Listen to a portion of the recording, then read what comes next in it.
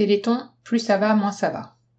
Billet de blog publié le 5 décembre 2010 par Céline Extenso. Préambule. J'ai donc regardé ce week-end le Téléthon, avec bien moins d'entrain que d'agacement.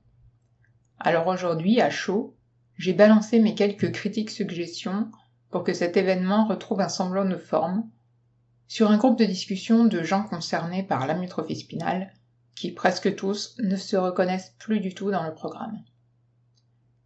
Macha, dans un article, veut faire un lien vers mes petites idées, alors je vous copie tel quel le dit mail, parce que je suis aussi intéressée par vos idées et opinions.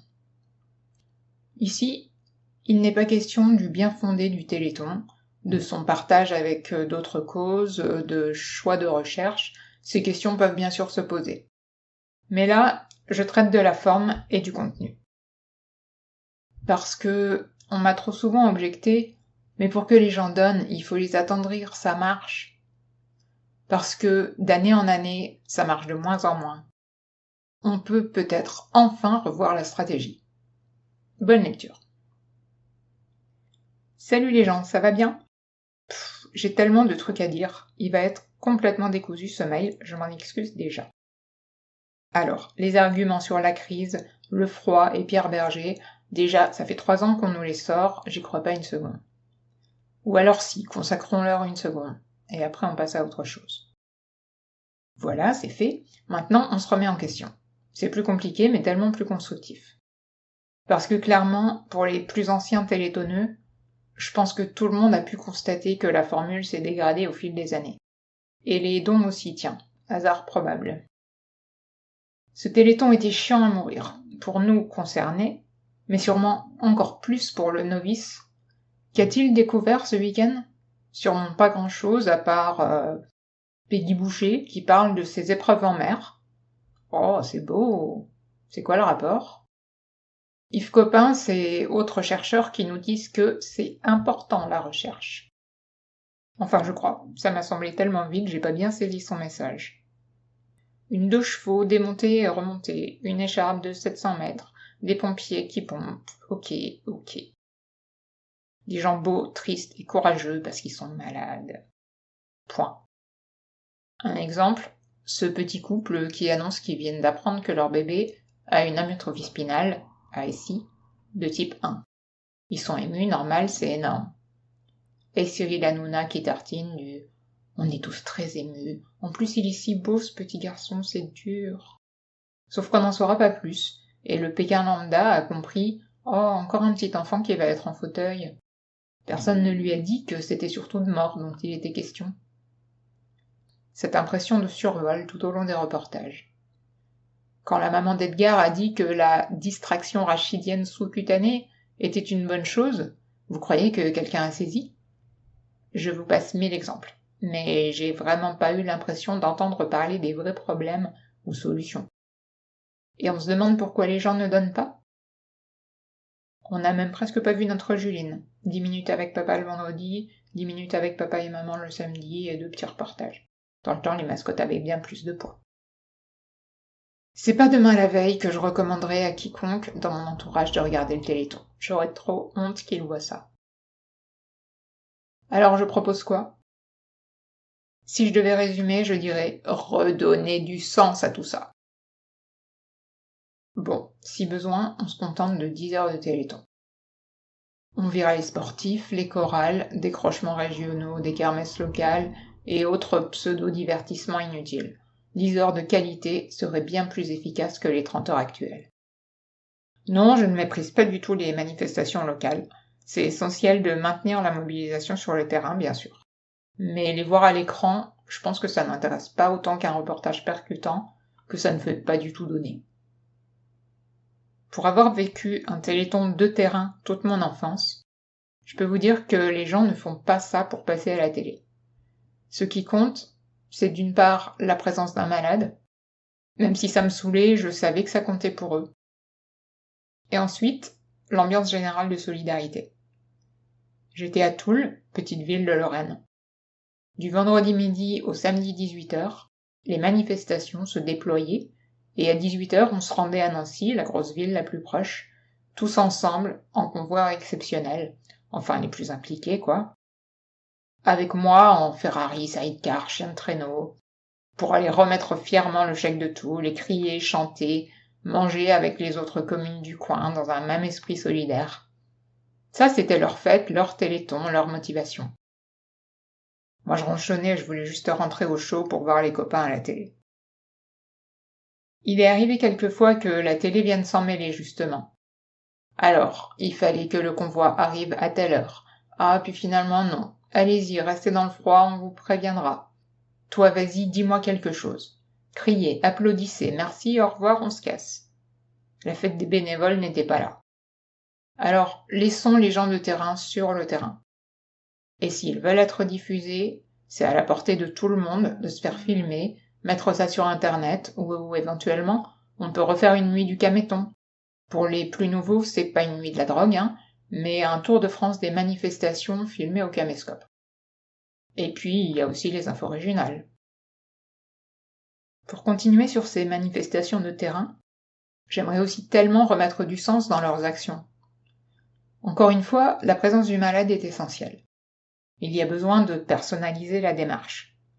Globalement, bien sûr, c'est pour la recherche, mais en tête, ils ont la bouille du gamin sur l'affiche, ou mieux, l'Andy en chair et en os à portée de main. C'est assez dérangeant à ressentir. Mais je pense que la moitié des Toulois faisaient ça pour moi avant tout.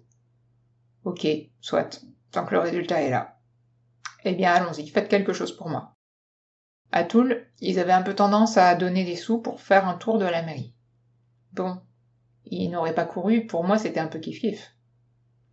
Dans le coin, on serait du genre aussi à construire des Saint-Nicolas géants, par exemple.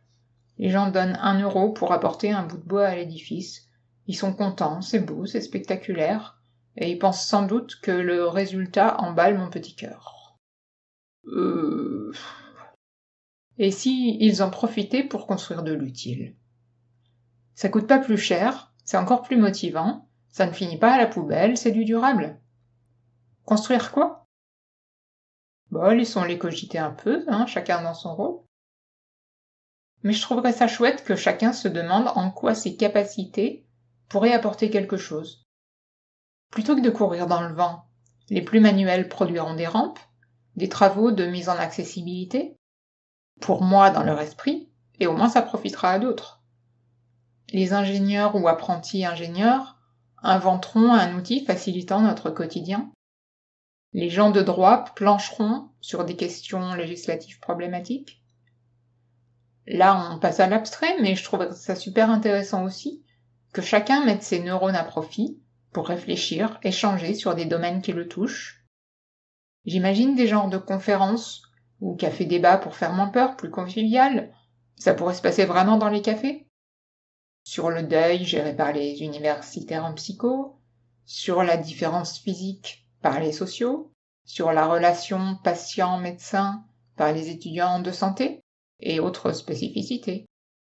Discussion mêlant toujours professionnels, publics, malades. Les gens payent ou donnent pour assister à des lâchers de ballons au concert.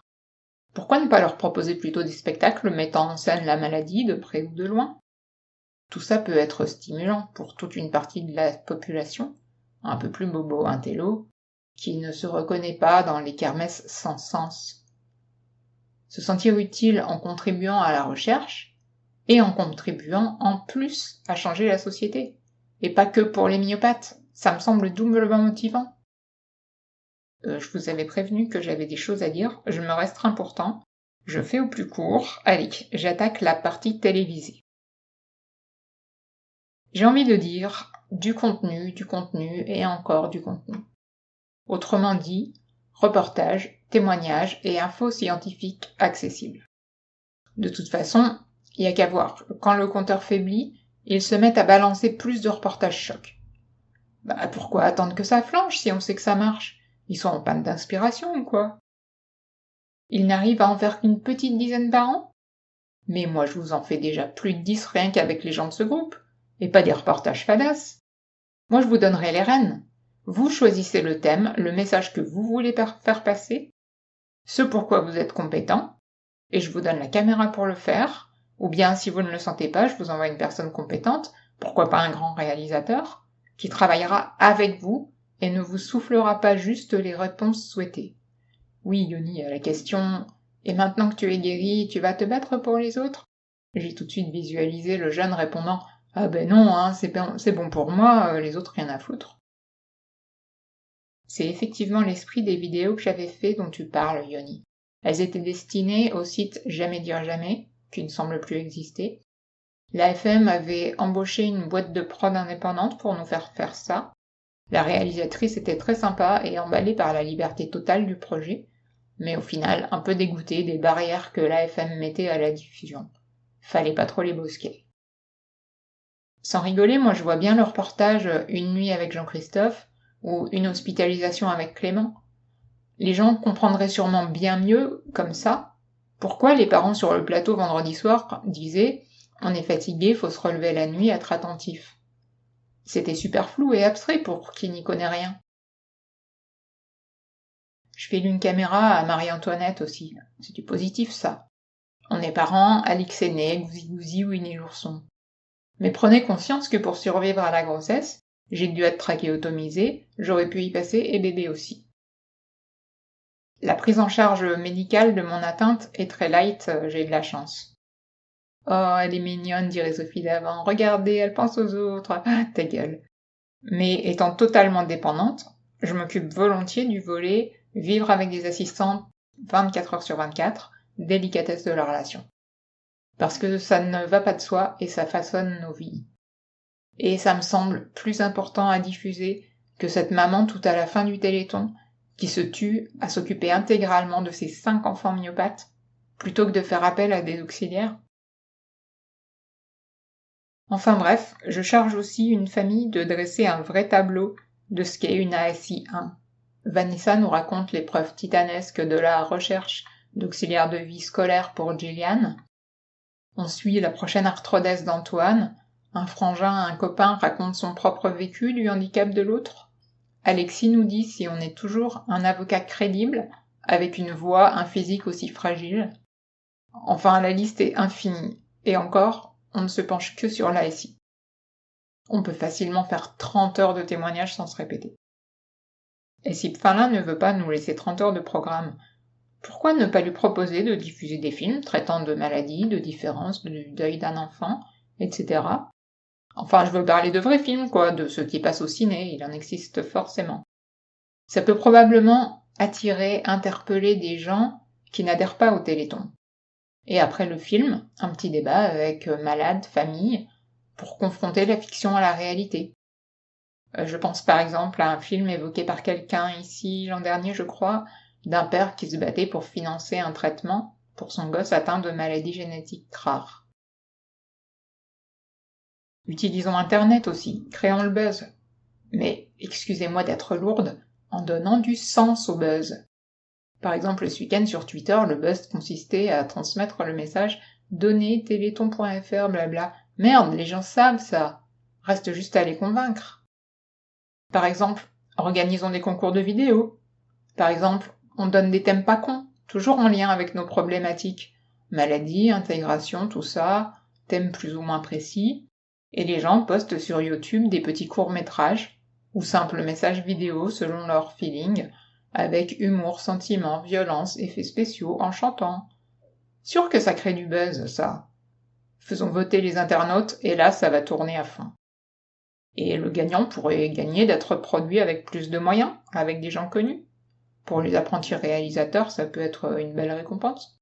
Et diffusé à la télé, ou pourquoi pas dans les cinés avant le film. Bon allez, je vais arrêter de vous saouler. Je fatigue, je fais des fautes plus grosses que moi. Tout ça, c'est pas ma version du Téléthon, c'est juste des idées en vrac à combiner avec les autres. Hein. Ah oui, et puis Étienne parlait d'une étude psychosocio-coûteuse. Bah non, commençons par étudier les pics d'audience et de dons par rapport au contenu, c'est gratuit. Plus une petite enquête téléphonique sur la perception du Téléthon par le public, donateur et pas. C'est pas grand-chose, ça aiguille bien.